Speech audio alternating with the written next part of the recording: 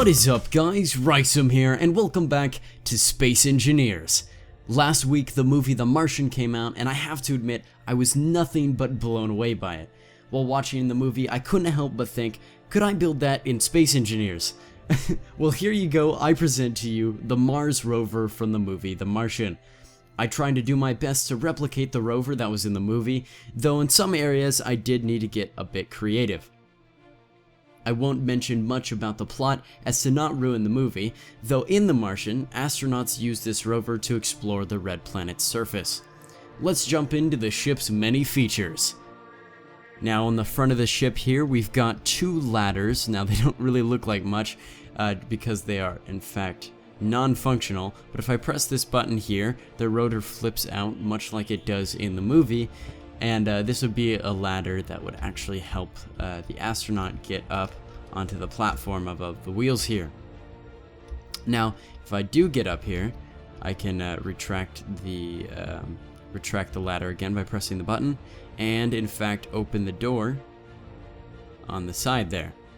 So that's probably one of my favorite features. I love the wing doors on this. It reminds me of like the DeLorean or something from Back to the Future, which of course is one of my favorite movies.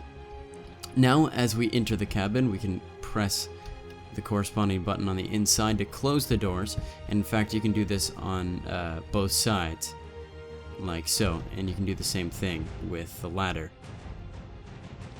Now once you're inside the cabin, we've got the controls for the lights, I believe right there. There we go, the lights. And we also have controls for the back door, which you can see leads out to the trailer here. We can even open and close it with that button as well. So let's close it back up. Alright, and we've sealed ourselves in.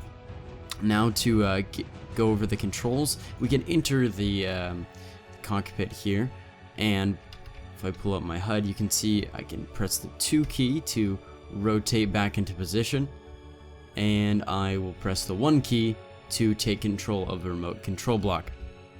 Now that I am in control, I can drive the rover around, and like I said earlier, this rover is pretty, it's mostly just for looks. You see it performs okay, the trailers in the back are what really mess it up.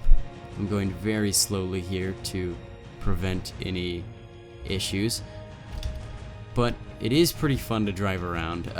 I would recommend detaching the back two trailers to drive this thing around. It makes it a little bit less movie accurate, though the rover becomes much more functional.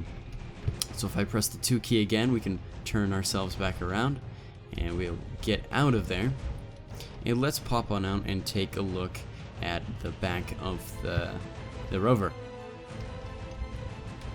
Alright, so on the first trailer of the rotor, the main part of it, you can see we've got our batteries, and these are 4 batteries on top here. I made them kind of look like they were futuristic or something. In the movie, there are 2 batteries that are located on the top here, somewhere around here. This is just a cargo container. This is what I thought it was. It was like a little compartment that was on the actual rover from my reference images. This right here is supposed to represent some sort of stairs to get, or not stairs, excuse me, a ladder to get up onto the platform. And if we move back to this trailer is a bit janky currently, but you can see it's connected by some hinges and a merge block, and the hinges allow it to move both up and down and left and right.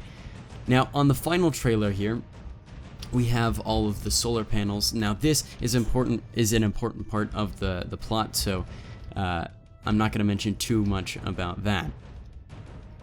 Alright, and that pretty much concludes most of the features of the ship. It does have some lights here on the front, as you can see, and I tried to shape the cockpit as accurately as I could, though I did have to change it just a little bit to fit something more like Space Engineers, where we have a limited amount of blocks. So I did my best to make the shape. I'll show a reference image or two, and of course you've got your communication and antennae on top, and yeah, that about sums it up. We do have some lights here on the front and the back. Those also, I don't think are in the movie, but I thought they would add a nice touch. Also, I have stored some more batteries on the bottom of the ship just to make it even more functional if need be. If you'd like to take a look around the ship for yourself, the download link to the Steam Workshop is in the description below. Anyways, that's all I've got for this episode. If you guys liked the video, be sure to like the video and subscribe if you haven't already. I do in fact read all my comments, so feel free to leave one in the comment section down below. Thank you guys so much for watching, and I will see you next time.